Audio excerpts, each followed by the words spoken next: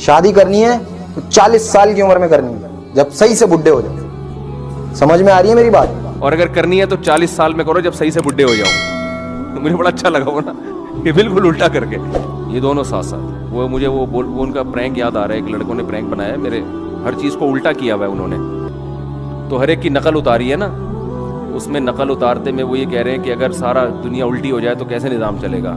اس میں یہ دکھایا ہے کہ ماں باپ، ایک بچہ کتاب پڑھ رہا ہے تو ماں باپ کہہ رہے ہیں ہر وقت کتابیں پڑھتے رہتے ہو، کبھی لیپ ٹاپ لے کے بھی بیٹھ جایا کرو، کبھی موبائل بھی دیکھ لیا کرو، یعنی الٹی کہانی چل رہی ہے۔ تو ہر چیز کو الٹا کر کے دکھایا کہ اگر دنیا الٹی ہو جائے تو کیا ہوگا، پولیس والے سمجھا رہے ہیں، ٹھیک ہے نا، ٹھیک ہے، اس طرح کا نا ساری چیزیں بڑا دلچسپ بنایا۔ تو میرے بارے میں بھی انہوں نے کچھ مذاق کیا، تو میں لوگوں کو سمجھا رہا ہوں شادی بالکل بھی نہیں کرو، اور اگر کرنی ہے تو 40 سال میں کرو جب صحیح سے بڈھے ہو جاؤ۔ تو مجھے بڑا اچھا لگا وہ نا، یہ بالکل الٹا کر کے۔ تو اگر میں آپ کی باتوں میں آ گیا نا تو میں یہی بیان کروں گا، بھائی بالکل نہیں کرو، کیا ضرورت ہے بکھیڑوں میں پڑنے کی، کرنی بھی ہے تو 40 سال میں جب میچور ہو جاؤ اور بالکل اب مرنے کے قریب ہو جاؤ تو پھر کر لو۔ اور عام طور پہ بہت سے لوگ یہ باتیں کر بھی رہے ہوتے ہیں، لیکن آپ کو چونکہ میرے اسٹائل میں عجیب سی اس لیے لگ رہی ہے کہ یار یہ کبھی ایسی باتیں کرتا نہیں ہے۔ بھائی شادی کرنے کے لیے 4 بیویوں کی ضرورت بولو بھائی نہیں ہے، شادی کرو تو ایک سے کرو، اور سب سے اہم بات، شادی کرنی ہے تو 40 سال کی عمر میں کرنی ہے، جب صحیح سے بڈھے ہو جاؤ۔ سمجھ میں آ رہی ہے میری بات؟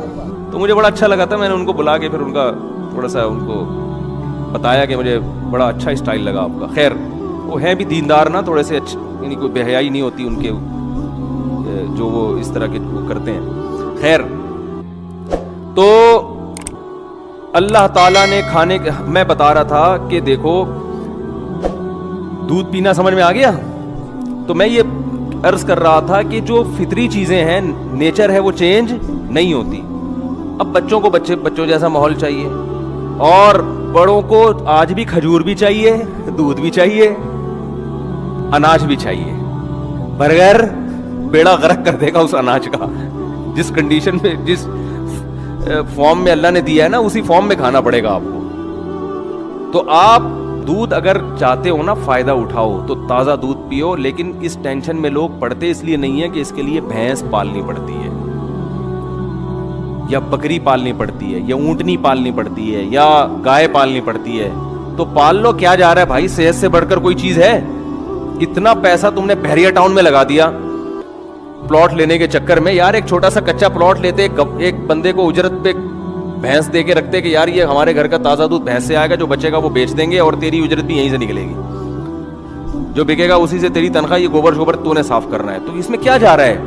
لیکن اصل بات یہ کہ صحت کی فکر نہیں ہے، دل اٹکا ہوا ہے اس سریے میں جو آپ کے مکان میں ڈالا جائے گا۔ جو ہڈیوں میں سریا ڈالنا، جو دودھ جو ہے نا آپ کی ہڈیوں میں سریا پیدا کرتا ہے، وہ بالکل غافل ہو گئے ہیں اس سے۔ وہ سمجھ رہے ہم جیسے ہیں قیامت تک ایسے ہی رہیں گے۔ وہ جب بحریہ ٹاؤن میں آپ کا گھر تیار ہوگا نا، آپ کی ہڈیوں میں ٹک ٹک کی آوازیں آ رہی ہوں گی اس وقت۔ ایک صاحب میرے پاس آئے، کہہ رہے یار میں تو اچھا بھلا تھا، میں پتہ نہیں اب سردے سے اٹھتا ہوں تو 2-3 ٹک کی آوازیں آتی ہیں۔ کہہ رہے پہلے تو میں ان کا یہ نہیں کوئی کہنا چاہ رہے تھے، پہلے میں سمجھا دائیں بائیں سے کہیں سے آ رہی ہیں، تو پتہ چلا کہ اپنے گھٹنے سے آ رہی ہیں یہ۔ تو میں نے کہا بس اب ایک گھٹنے سے آئی ہیں، اب اس کو صحیح کرنے میں لگو گے تو تھوڑے دنوں میں دوسرے گھٹنے سے بھی ٹک کی آواز آنا شروع، اور پھر کمر سے بھی ٹکا ٹک کی آوازیں آنا شروع ہو جائیں گی۔ پھر میں نے کہا چیئر لا کے بیٹھ جاؤ گے تھوڑے دنوں میں یہاں پہ۔ تو وہی ہے، صحتوں کی ایسی کی تیسی کر کے چھوڑی ہوئی ہے، پھوڑتے جا رہے ہیں، پھوڑتے جا رہے ہیں، پھوڑتے جا رہے ہیں۔ خیر میں تو جلدی سے وہ موضوع کو سمیٹوں، کہاں چلے گئے ہم، لیکن موضوع بنا کے یہ باتیں ہوتی نہیں ہیں، گریوی میں آ جائیں تو اچھی ہوتی ہیں۔ خیر تو اللہ تعالیٰ نے کیا فرمایا، فذرنی ومن یکذب بہذا الحدیث، چھوڑ دو اس کو، مجھے اس کے ساتھ چھوڑ دو بس، کیونکہ میں نے اتنے دلائل قائم کر دیے۔ میں دودھ کی مثال دے رہا تھا کہ اس چارے کو آپ لے کے جاؤ جاپان کے سائنسدانوں سے، بولو کہ یار تیل کا ایک قطرہ نکال کے دکھاؤ، وہ کہے گا میرا تیل نکل جائے گا، اس سے تیل نہیں نکلے گا۔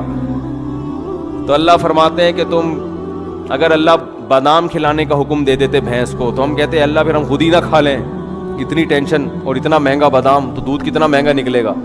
تو اللہ نے فرمایا میں ایسا دودھ، ہاں تو یہ دودھ میں بتا رہا تھا بہت ٹائٹ چیز ہے، لیکن اب ٹائٹ کیوں نہیں ہو رہی، یہ فائدہ کیوں نہیں پہنچا رہا، وہ ہماری حماقتوں کی وجہ سے نہیں پہنچا رہا۔ تو اللہ فرماتے ہیں ایسی خاندانی چیز اس کے تھنوں سے نکالوں گا، کھلاؤ گے کیا، وہ چارہ جو کسی کام کا نہیں۔